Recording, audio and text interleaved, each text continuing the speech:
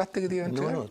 Sí, mucho más, pero muchísimo más, muchísimo más. Piensa tú además, es un refuerzo negativo. Pero tenía una actitud derrotista entonces, po.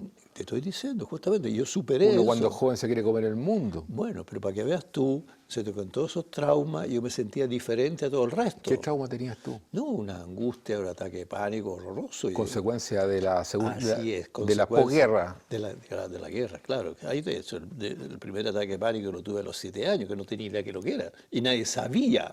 Nadie tenía idea. Entonces eso me limitó muchísimo. Entonces además el refuerzo negativo de los papás. ¿Qué va a ser de ti? Pobre niño. Entonces, ¿qué va a ser de ti? O sea, una cosa desgraciadamente muy negativa. Sí.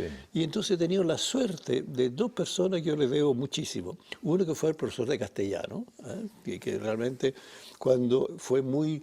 A ver, tuve primero, cuando llegué, no sé ni idea castellano, nada, ni una palabra siquiera. Entonces llegaba el profesor Cantarutti, a los dictados me ponía siempre una nota 4 que era como para estar... Allá. No, aquí en Chile, aquí con castellano. ¿Qué edad tenías tú? El 13 años. Ya. Cuando hacíamos los dictados, que pues tú comprenderás... ¿Pero tú llegaste aquí a Chile? De 13 años de cuando llegué. ¿Llegaste a 13 años? Ya, sí, Cantarutti. Claro, entonces llegó, pues, estaba en el Colegio San Ignacio, entonces los dictados que para todo, entonces ahí me ponía un 4 con lleno de falta. Cuando llegó, pues, Alfredo Peña, que yo le debo muchísimo, ojalá esté vivo todavía, entonces llegó y de repente, pues, el dictado, un 2. Un 2. Oye, pero una cosa que es, ahí tú notas la diferencia de un maestro. Me llamó y dijo, no, usted va a aprender conmigo. Y este hombre se daba el trabajo, después de clase, llevarme a la biblioteca y me enseñó cada cosa, me tomaba examen y todo eso. Apaga tu celular, está adicto al celular, hay que tener cuidado con eso. Lo que pasa es que esto tiene que ver con el invitado que no ha llegado. ¿Ah, sí? ¿Quiere que lo hable? Conversemos, ¿no? No, ya. Entonces, desde ese punto de vista, yo me siento como que él de alguna manera me validó también. Te digo, no, y porque aprendí. Inclusive, para mi sorpresa, saqué el primer premio en matemáticas. Claro. O sea, me fue muy bien hasta que de repente volvieron todas estas angustias, entonces ahí como que anduve medio complicado. Pero en la universidad yo le debo, lo digo, en todo Urbi et Orbi, realmente al director de la Escuela de Psicología de ese entonces, que era antes el rector en la Universidad de Valparaíso, de la Católica de Valparaíso. Entonces, cuando él hacía clase, y yo tuve la suerte de conocerlo antes. Entonces, para mí era un sacerdote muy dije que le conté lo que me estaba pasando. Entonces, él fue el que yo estaba estudiando medicina y me dijo, ¿usted quiere ser médico para recetar? No. Entonces me cambié a psicología, que en esa época duraba 6 años y medio. ¿Y qué tiene de malo ser médico para recetar? No tiene nada de malo eso. No, pero en el sentido que me limitaba. No, en ese me limitaba. Déjame terminar un poquito. Entonces, en las clases todo el mundo le tenía terror. Entonces, él en cambio, cuando yo era el único que como no le tenía, yo opinaba y decía, en realidad, muy bien lo que te está diciendo, me reforzó. Y no solamente eso, me validó muchísimo. Después, cuando empezamos a conversar con él, etcétera, iba a mi casa, el rector, ex-rector, el director de lo que era psicología de mi casa, a que siguiéramos hablando de temas como muchas veces hablamos aquí contigo, pero de muchísima profundidad. Yo veía con autor y cuántas cosas. Entonces me sentí, imagínate, pues, un ex-rector, un director de escuela, viene a mi casa, claro. Le interesa hablar conmigo. Claro. Un hombre que ese hombre era filósofo, era teólogo, claro. Era más. Entonces uno dice, por favor. Lógico, influyeron positivamente en ti. Exacto, y eso yo fui otro ahí, lo reconozco, ahí me cambió la vida. Me cambió la vida. Yo me estaba metiendo en el tema de la Segunda Guerra Mundial, evento que nunca me interesó mayormente, la Primera Guerra Mundial, nunca me interesó, porque a mí siempre me ha gustado ver el futuro.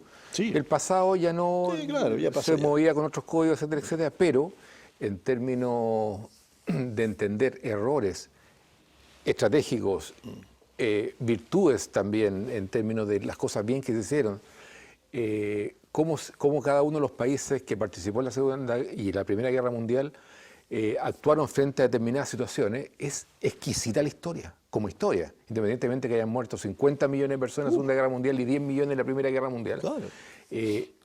Conocer los mecanismos que funcionaron en torno a la Primera y Segunda Guerra Mundial son realmente antecedentes valiosos que todas las personas deberían conocer, porque se tienden a cometer los mismos errores. Muchas veces las personas piensan que las guerras son situaciones épicas, aventuras emocionantes, y a la semana ya están la mitad de las personas que participaban en la guerra ya muertas, y lo único que quieren es salirse de la guerra, pero ya están metidos, ya es imposible. Una de las cosas que me llamó la atención, y no sé si de alguna forma tú arrastras eso a través de lo que te contaba tu papá o tu propia experiencia Sí. de la posguerra, me decían que cuando se acabó la Primera Guerra Mundial, se firmó el Tratado de Versalles, Sí. Alemania fue muy humillada. Así es. Me imagino que Italia también, porque Mussolini ese, era, claro. entre comillas, un lacayo de Hitler. Sí, pues. Y lo seguía para todos lados. Incluso Hitler, por ayudar a Mussolini, también cometió mucho error. Ir a pelear una guerra en Grecia, no tenía nada que hacer ahí. O en el norte de África. También, No tenía nada que hacer ahí Hitler. Se desgastó ahí. Mucho. O combatir a la Unión Soviética. Un desgaste innecesario. Uno empieza, cuando se empieza a meter en el tema, empieza a ver cosas re interesantes. Y me contaba un amigo alemán que después de la firma del Tratado de Versalles y cuando Alemania estaba de rodillas, tenía que pagar todos los costos de la guerra por un lado, y como sociedad también estaba con problemas de autoestima importantes. Sí. Por ejemplo, me decía, Roberto, entraba un francés a Alemania, miraba a un alemán y si el alemán lo miraba a los ojos, lo molían a palo. O sea, así era la humillación por parte de los aliados después de la Primera Guerra Mundial. Entonces uno empieza a entender cómo comienza a emerger la figura de un líder como Hitler, que le prometió a los alemanes que estaban comiendo de la basura, porque se alimentaban de lo que encontraban en la basura, cómo les prometió un futuro mejor, digamos. Y ahí surge este líder que si no se hubiese unido el planeta completo en contra de él, es muy probable que haya ganado la guerra. Y estaríamos hablando alemán. Y estaríamos hablando Sí, alemán. y yo estoy de acuerdo contigo. Eso Porque- fue lo que le dijo justamente Winston Churchill a un francés ¿Ya? que criticaba algunas cosas que hizo la RAF, por ejemplo, ¿no es cierto? La Real Fuerza Aérea. Contéstale nomás. po. No. Le decía, si no hubiese sido por... Pensar tomarte. porque criticaba a los norteamericanos, porque bombardearon puntos civiles, horrible, ¿cierto? horrible. Mataron mucha gente, pero si no hubiese sido por los norteamericanos, le decía Winston Churchill, Es verdad. estarían hablando alemán ustedes los franceses. Tiene toda la razón. Entonces creo que es interesante que la gente Mira, lo que se tú introduzca dices, un poco en el tema lo de la que Primera y Segunda Guerra Mundial. Lo que tú dices, me calza muchísimo. Porque yo, en la medida que estudié psicología, me hice la pregunta, ¿por qué quise más psicología y que me convenció en vez de psiquiatría? Claro, porque psicología, había psicología social, sociología, un montón de cosas de que me ampliaba el mundo mucho más allá de la fisiología y la anatomía, porque tenemos los mismos cursos, las mismas clases que los estudiantes de medicina, digamos, en ese sentido. Y entonces yo de repente y me di cuenta, me interesaba mucho justo por lo que tú dices, que es posible que los hombres se maten uno u otro y me dicen que tú, igual que tú, con esta cosa de la guerra, esta destrucción que yo la viví, y la viví siendo niño, que te marca muchísimo. Piensa tú, estar niño, escuchar a la mamá, al papá decir, ¿sabe qué más? Esta vez entonces tú a ver, mi otro hermano que estaba en Florencia, porque si te matan a ti, entonces quedo yo.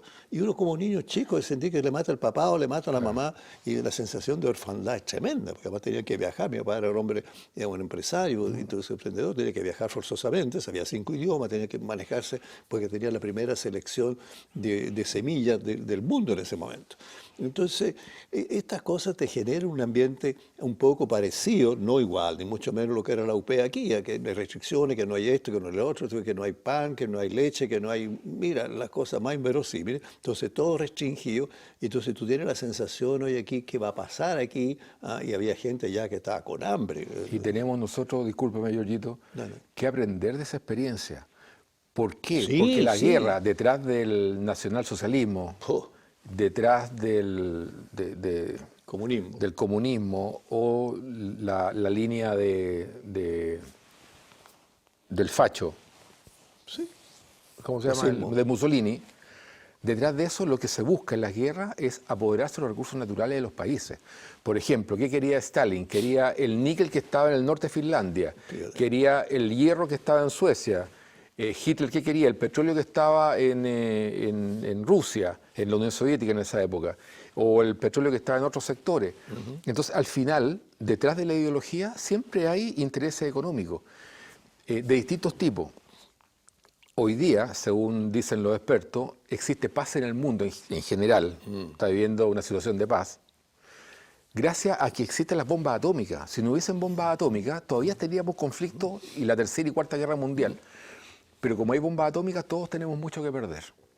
Sin embargo, los países que no tienen bombas atómicas, como nosotros, por ejemplo, Sí. somos, a lo mejor estoy exagerando un poco, pero somos muy vulnerables a las necesidades futuras de los grandes imperios y potencias del mundo. Por ejemplo, nosotros tenemos minerales, tenemos agua en el sur. Sí. El día, China no tiene agua. ¿Tú sabes que China importa agua? Es una cuestión impresionante. No, eso sí que para mí es nuevo. Claro, sí, me mata el averigua. Entonces, el día en que las grandes potencias tengan necesidad de nuestros recursos, no van a dudar No, van a invadir. en superponer sus intereses sobre los nuestros. Claro. Entonces, nuestro país, geopolíticamente hablando, geoestratégicamente hablando, es muy vulnerable. Entonces, nosotros tenemos que aprender de esta experiencia, de la Primera y Segunda Guerra Mundial.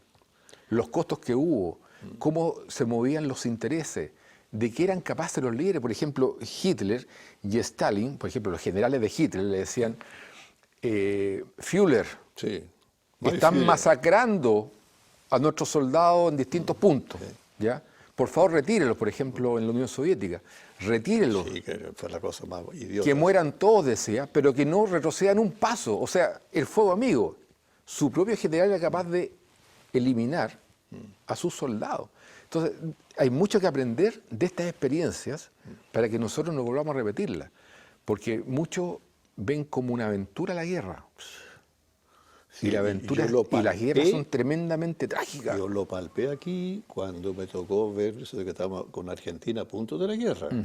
Entonces, y lo sé porque tuve que, a ver, en esa ocasión me llamaron, no voy a decir que esto está con secreto todavía hasta el día de hoy, para ver, yo como psicólogo y psicólogo social eventualmente podía ver la comunicación que se iba a hacer durante la guerra con Argentina para la población y para la gente que está luchando. Cómo se iba a hacer eventualmente los turnos de emergencia para los cirujanos con respecto a la psicología del trabajo. Y así un montón de cosas. Y entregué un montón de normas en esa ocasión. Después involucré a otras personas, a otros colegas, hicimos un trabajo muy bueno que quedó guardado top secret. ¿Te fijas? Claro. Pero diciéndome eso, Hay tú tienes la experiencia. experiencia, la has vivido, por lo tanto Lógico. tú puedes ayudarnos justamente a cómo ayudar a las personas de alguna manera a tranquilizarlas. Y tiende a repetirse los patrones. Desgraciadamente. Po. Hay cosas, por ejemplo, que son a lo mejor menores frente a la pérdida de tantas vidas. Por ejemplo, como Franco, Sí. temeroso de que Hitler lo invada y le robe su oro, que eran más de 500 toneladas de oro, Mira, se las pasó a Stalin.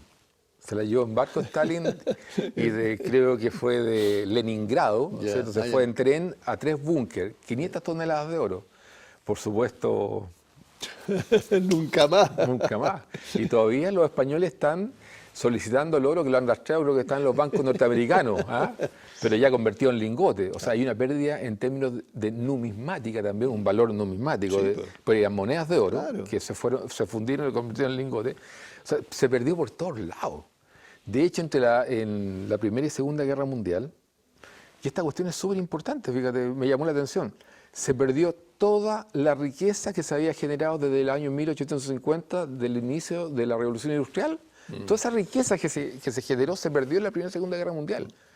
Por lo tanto, las personas, incluidas tú, Sí. fueron una especie de víctima, Pero por supuesto. porque no cuando quepa se la menor acabó la duda. Segunda Guerra Mundial, había que reconstruir el planeta completo, era Todo. pura miseria, todo miseria, se Todo, había perdido toda la riqueza. Todo. Sí. Por supuesto, las personas que participaron de la guerra, muchos se enriquecieron, ¿cierto? ¿Qué sé yo? Sí, Pero eso es en cierto. términos porcentuales muy pequeños. Pero en general la humanidad quedó sumida en la pobreza absoluta. Y ustedes, tu papá, tú, tuvieron que reconstruir Así es. el planeta completo. Así es. Se había perdido Así toda la es. riqueza. Así es. Fíjate que hay cosas, hay varias cosas esto ahí que tú señalas. Nos Inclusive- metimos en este tema, no sé por qué, No, pero... no importa, pero la gente creo que es bueno que escuche, que sepa lo que pasó, ¿cierto? Porque aquí, todo lo que tú señalas, que yo ese día, esos días en los que me tocó participar en todo este asunto, ¿cierto?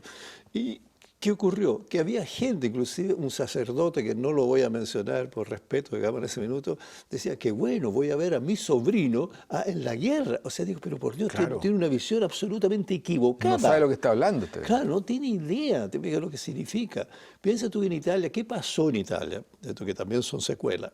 Durante 2 años yo dormí vestido y con una maletita con las cosas básicas para salir arrancando hacia el campo porque estaban bombardeando. ¿Qué es lo que hizo Estados Unidos? ¿Por qué ganó? Se llamaba en esa época bombardeo a tapeto, que significa bombardeo al estilo, digamos así, de lo que es una alfombra. Entonces venía, pero mira, Arrasaban. centenares, y más caían nomás. Entonces no sabías si caía a tu casa, de lo que sea. Población civil. No tuvieron ningún respeto. ¿Te fijas? Nada. Nada, nada, nada. Entonces, por eso te decía yo, no tuvimos que ir de Padua, tuvimos que arrancar. De hecho, gracias a Dios que nos fuimos, porque destruyeron todas las cosas de mi papá. Mira, ¿para qué te digo? Y en el campo igual, como tú dices, ¿me van a bombardear aquí o no? Donde había una luz, aunque sea chiquitita, ahí bombardear de todas maneras. Entonces hay que salir arrancando campo travieso, todo oscuro, para poder garantizar tu vida.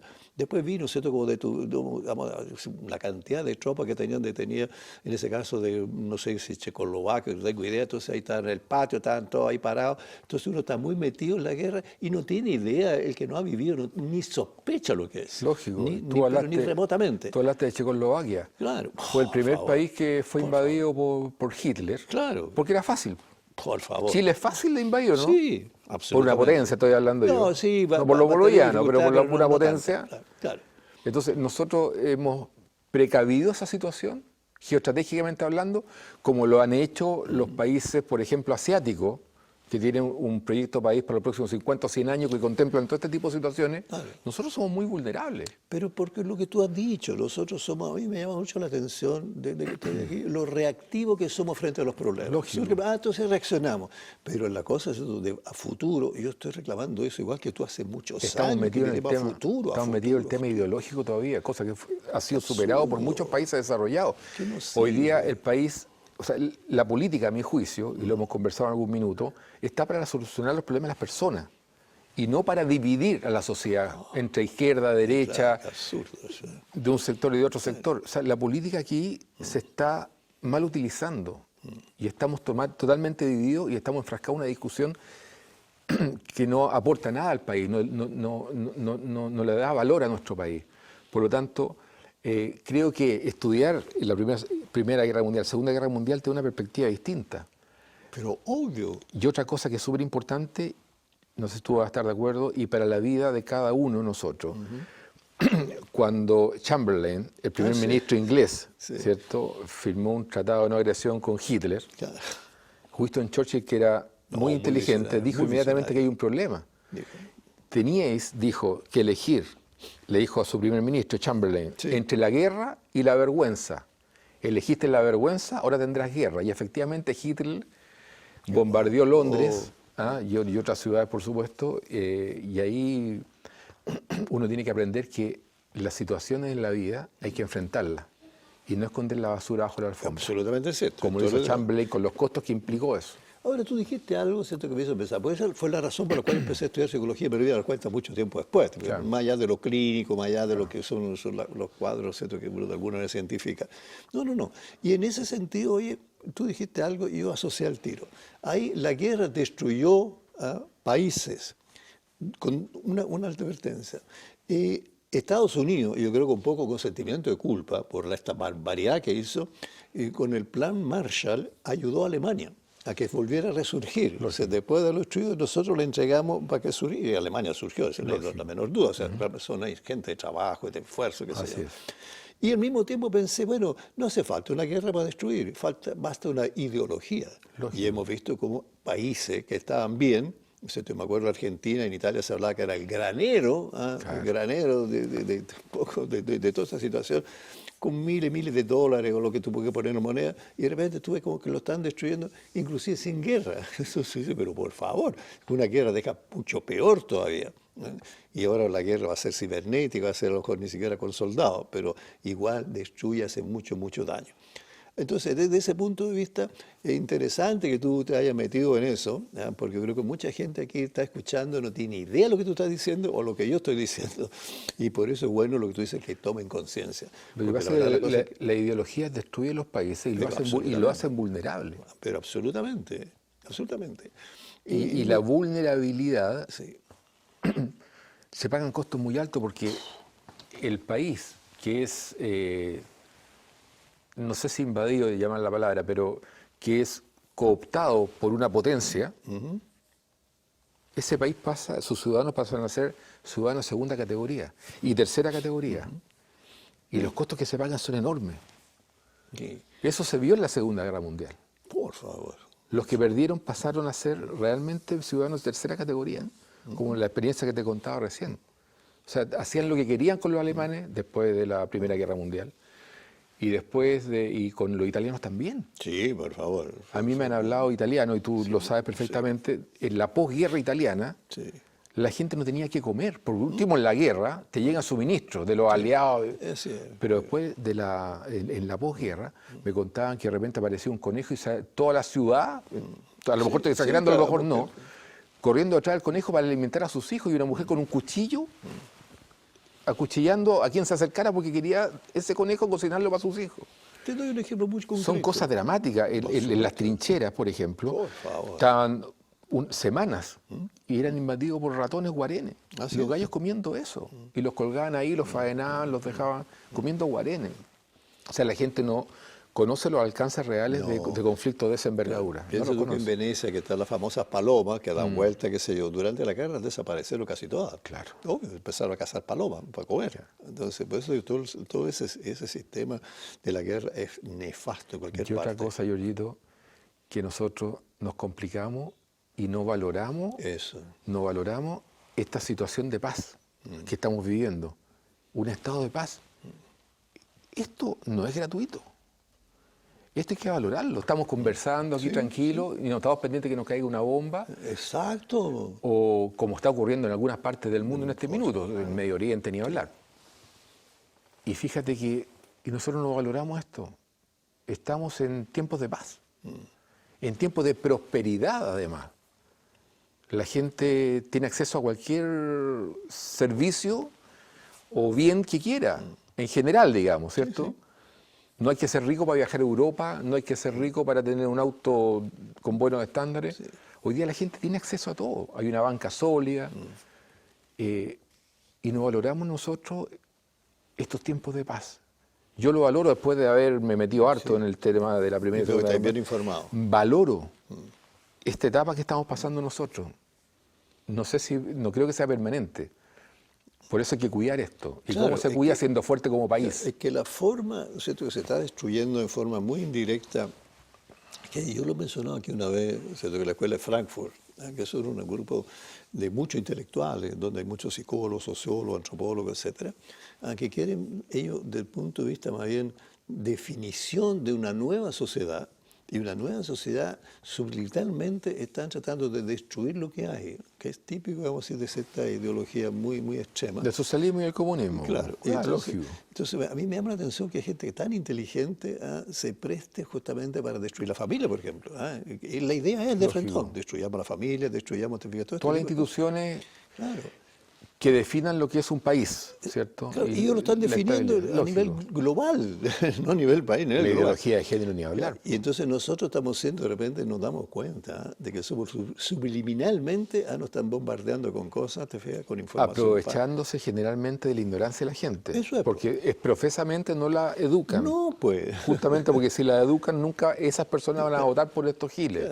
Claro. O los giles somos nosotros, a lo mejor. Sí, seguramente. Y ahí está todo el tema de la posverdad, que en el fondo son cosas. Piensa tú que lo usaba Hitler eso, en esa época. Goebbels, ¿te acuerdas del ministro de propaganda que tenía? Exactamente, y fue un genio de la propaganda, ahora para el mal uso, okay, pero el tipo era genial. Y ahora estos ejemplos también son geniales para mentir todo esto. Y sistemático, sistemático. Sí, sistemático. No cejan. Y se han incorporado nuevos profesionales, te fijas tú, y todo un grupo muy pseudo hermético, porque igual sabemos de lo que pasa ahí. Claro. Hay con gente que yo admiro inclusive, que digo, pero ¿cómo este hombre se presta, este gran psicólogo se presta para este tipo de cosas? Pero volviendo de nuevo a lo que tú señalaste de los políticos. Bueno, yo creo, ¿cierto?, que la invasión va a ser, entre otras cosas, producto pues, de la inmigración. Tenemos otra invasión. Alemania fue invadida hace muchos siglos atrás también lo que se llama la invasión pacífica. Entonces, que entraron como están entrando a Estados Unidos, en todas partes. Claro. Y eso te cambia también muchas maneras de ver el mundo. Pero me preocupa lo que tú señalaste, que es, bueno, los políticos de hoy, que yo conozco mucho, incluso converso con algunos de ellos, están realmente preocupados de lo que pasa, no lo que pasa, lo que necesita la gente y lo que está pidiendo realmente, algunos sí, otros lamentablemente, no todos, gracias a Dios, no están ahí porque no sé, recibieron algunos votos de más y están ahí, pero no saben ni siquiera pensar. Y muchos de ellos lamentablemente están mal asesorados o no están asesorados, entonces dan opiniones, ¿no? Entonces a mí me llama la atención cómo se opina sobre eventualmente la homoparentalidad, sobre el aborto, sin medir consecuencias, lo que significa eso. Nada, no, vamos nomás, legislemos con una facilidad. Y dice, pero por favor. Atendiendo intereses, por supuesto. Exactamente. Que muchas veces nosotros no sabemos cuáles son los intereses, pero siempre hay intereses atrás. Por supuesto. Ahora, fíjate lo que está pasando, que yo creo que ahí puede haber una guerra, lamentablemente, por lo que tú dijiste. Estados Unidos está muy preocupado de Irán, está muy preocupado de esos países porque hay petróleo. Entonces uno se pregunta ahí, ¿cuánto hay también una lucha en este minuto y un interés enfocado ahí por otra cosa? Claro, está el Islam, todo lo que tuviera ponerle, pero ¿hasta qué punto están interesados en llegar ahí? Siempre es por recursos naturales. ¿Ves? Es porque si Estados Unidos, que es un imperio hoy día, quiere seguir siendo en los próximos 50 años, tiene que tener recursos naturales. China ni hablar. ¿Ah? Entonces nosotros, bueno, ¿qué estamos haciendo al respecto? ¿Cómo nos protegemos nosotros de eso? Claro. Porque fácilmente ellos superponen sus intereses sobre los nuestros, pero fácilmente. Y yo creo que ya lo han superpuesto en términos de que ya son dueños del cobre chileno. Por ese miserable convenio que hizo Izaguirre con Minmetal a un precio vil de nuestro cobre. Ya son dueños. Con el litio también. Hay cosas que son de una opacidad que sobrecoge. Nosotros no tenemos idea de lo que pasó ahí. No, sí, yo también. Pero ya son dueños de nuestro litio. ¿Qué es lo que hay? Claro. Pero por desinformación, con temas Entonces, míos también debería haberme preocupado. Como país, insisto, creo que he visto yo y muy puedo estar vulnerables. puedo estar equivocado. Veo, ¿cierto?, que los chinos están haciendo esa estrategia de colocar empresas en los distintos países. Claro, la ruta de la seda se llama eso. Sí, exacto, pero al mismo tiempo, ¿cierto?, le interesa también otras áreas a que pueden ser el día de mañana de interés. Pero lógico, ellos tienen un proyecto maravilloso a largo plazo que ni siquiera nosotros lo conocemos, pero es propio de un imperio. Sí. Ellos están invirtiendo en países africanos, por ejemplo, mucho en infraestructura que muchas veces esos países no necesitan, Claro. pero es una forma de capturar.